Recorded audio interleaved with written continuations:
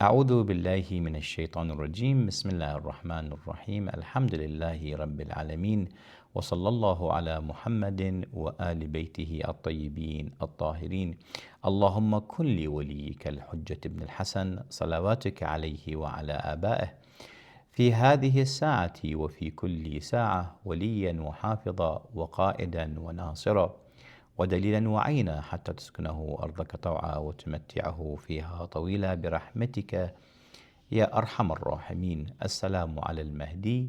السلام عليكم ورحمة الله وبركاته. The eighth and last definite sign mentioned by the words of the Ahlul Bayt alayhim salam is the swallowing of the army of Sufyani in al-Bayda, which is a city or a piece of land, I should say, empty piece of land in the outskirts of the city of Al-Madinah al-Munawwar.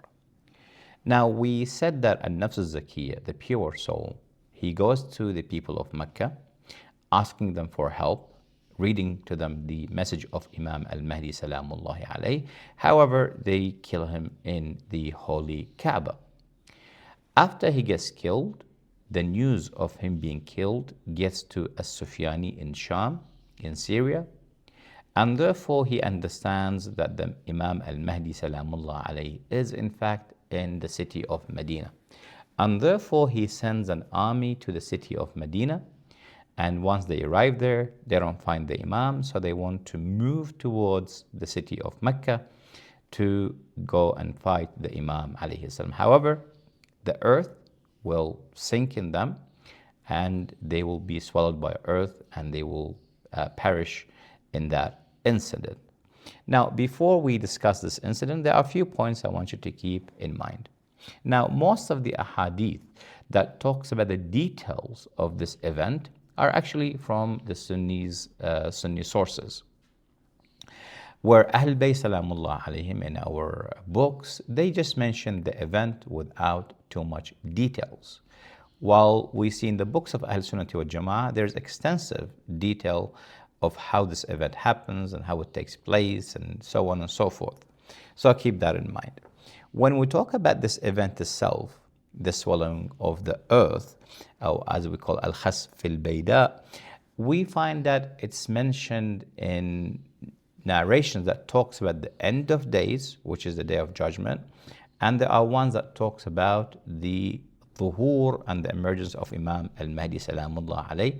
So you need to be mindful when you're reading the narrations, which one means which. Are we talking about dhuhur, the emergence of the Imam alayhi salam, or are we talking about the day of judgment? Keep that in mind. When it comes to the word khasf, or the swallowing of the subside of earth, there are a number of narrations that mentions that this will happen in different places. For example, the city of Basra, the city of Baghdad, the city of Sham, Harasta, and mentions a few. And the Prophet sallallahu alaihi wasallam in a hadith, he says there will be a khasf in the Mashriq, in the east, one in the west, and one in the Arabic Peninsula. So you have to be mindful that they don't all mean the same thing, but rather they are different things in general. As whether this event is miraculous in nature or is it natural. Miraculous means that it's intervention from Allah subhanahu wa ta'ala. Based on the narrations from the Ahlul Bayt alayhim salam and from Shia and Sunni sources, it says that Jibril, the Archangel, he himself causes this to happen. Whether he makes a call and the earth will sink, or he hits the ground with his wing. A hadith says he hits the ground with his feet. Now, obviously, like I said, the details are different from one narration to another. But we understand from the gist of the ahadith that it's a miraculous in nature, it's not natural. Maybe the other khasf, the other swallowing of the earth that the ahadith talks about in different cities, that could be a cause of a natural causes. For example, it could be a nuclear warhead exploded, or a very strong, powerful rocket, for example, could cause a sinking in the ground, or it could be even an earthquake. Allahu alam. The narration says, khasfun khasf. And khasf means swallowing of the earth. How does it happen? The narrations do not talk about that in much detail.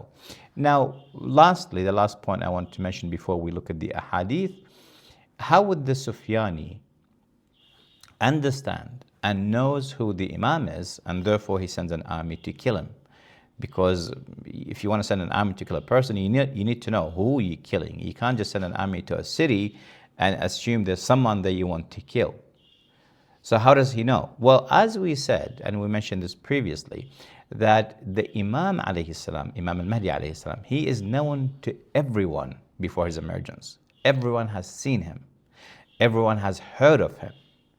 And when the call in the heavens comes, when Jibril calls in the heavens, he will name him by his name and his father's name, the hidden name that no one knows.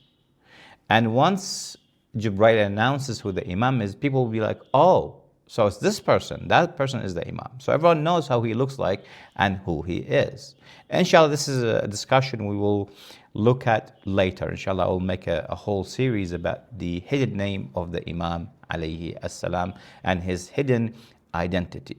Now, once they come to Medina, this army, they get told, or their intelligence tells them that the Imam has left the city of Medina, he went to the city of Mecca, and therefore they start to go after the Imam alayhi assalam, and therefore that sinking will happen. So this is when we talk about the time frame or the timeline, this is how it goes.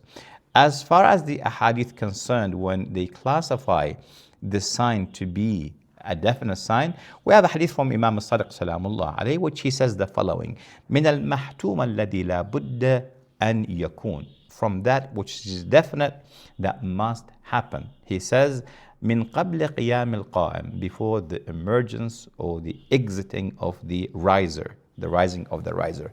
He says, khuruj al-Sufyani, the emergence of Sufyani, wa khasf al-Bayda, and the sinking or the subsiding of earth, the swallowing of the army of al-Sufyani in al-Bayda. In another hadith from Imam al-Sadiq salamullah alayhi, where the companions have asked him, قُلْنَا لَهُ السُّفْيَانِي مِنَ الْمَحْتُومِ, we said to him, is it the Sufyani is from that which is definite? The Imam said, na'am. He said, yes. وقال, then the Imam, he himself added a few more which are definite. He says, قَتْلُ النَّفْس الزَّكِيَّةِ مِنَ الْمَحْتُومِ, the killing of the pure soul is from that which is definite.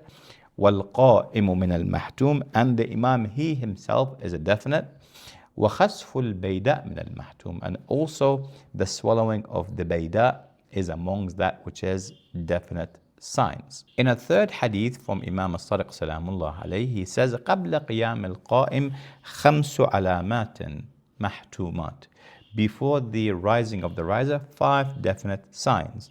Al-Yamani was-Sufyani was-Sayha wa-Qatlu al-Nafs al-Zakiyyah, which we have discussed previously, wal-Khassf bil-Bayda, and the swallowing in the Bayda amongst the definite signs. Now, I only mentioned the ahadith that says definite, mahtum or hatmi, because that's the whole idea of the series, because we don't want to discuss every other sign, because there are hundreds and hundreds of other signs before the emergence of the Imam alayhi salam. Some happened and some have not happened. But since the condition of mahtum, definite, has not came in these narrations, so there is no point talking about them, because they could happen and they could not happen. So I don't want to waste your time by going in the details of these things. But rather mahtum, it must happen based on the hadith of the Ahlul Bayt alayhim wassalam. For example, a hadith from Imam al-Rida salamullah alayhi, he says, قَبْلَ هَذَا الْأَمْرِ خَسْفُ السُّفْيَانِي, before this affair, which is the Imam al-Mahdi alayhi salam, خَسْفُ السُّفْيَانِي, the Sufyani will, his army will sink in the ground.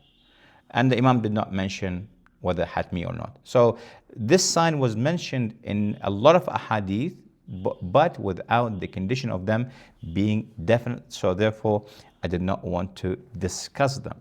Now, as we said, when it comes to the manner how this happened, in the books of Ahlul Bayt alayhim salam, in the hadith of the Ahlul Bayt alayhim salam, in our books, there's hardly any details of how this will take place.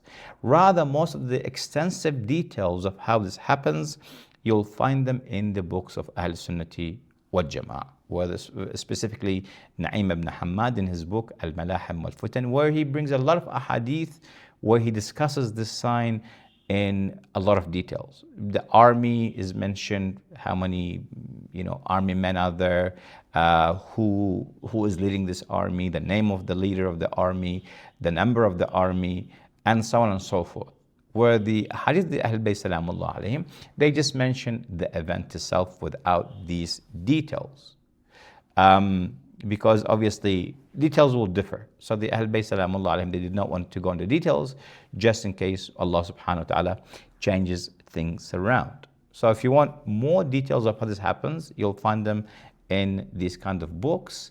But be mindful, we do not really hold them to be as accurate as the words of the Ahlul Bayt alayhim salam, because mostly they are narrated from ashab, from companions, and from so on and so forth. So we just rely on the Ahlul Bayt alayhim salam. As when it comes to the timing of this event, when will it occur? So we said that Imam Mahdi salamullah alayhi, when he sends the pure soul, al-Nafs al-Zakiyyah, on the 25th of Dhul Hijjah, he gets killed. The Imam alayhi salam, he rises on the 10th of Muharram. So we have 15-day period. Now, based on the narrations, it says that the Sufyani, he will send an army from Sham. So I'm assuming from Damascus, or at least the areas around it. And the narration says his army is between, so some narration says 7,000, some says 10, some says 12, more or less. Now, if you want to send an army with that huge army, with this number, 10,000, 7,000, you're going to need a lot of time to prepare an army of such size. Because you're not just sending men by airplanes, you're sending an entire army with weapons and what have you. So that will take some time to prepare, to put together, and to send from one place to another. They're not going to come on horses, obviously. They will be using planes and what have you, other means of transport that are quick and fast. So we're assuming that, putting an army together of this amount of people, you're looking at around at least 5 to 10 days, if not more. Because the logistics is going to be a nightmare, having to transport that much soldiers in such a short period. But obviously, because they're in a hurry, they want to kill the Imam alayhi salam. So we're assuming it's going to happen in the early days of the month of Muharram, which is before the rising of the Imam on the 10th, which would be, I don't know, I would say around the first 5 days, maybe 5, 6, 7, around these days. I'm just giving numbers from my own accord because we don't have any single hadith that actually talks about the time. But I'm just thinking of this logically. It could be less than that, could be more than that, but definitely is going to happen before the 10th of Muharram. So anywhere in the first few days of the month of Muharram, before the emergence of Imam al-Mahdi alayhi salam. And up to here we came to conclude with the 8th and last definite sign before the emergence of Imam al-Mahdi alayhi salam. And the 9th and last sign is the Imam himself, which inshallah we will discuss in the next episode. Wassalamu alaikum wa rahmatullahi wa barakatuh.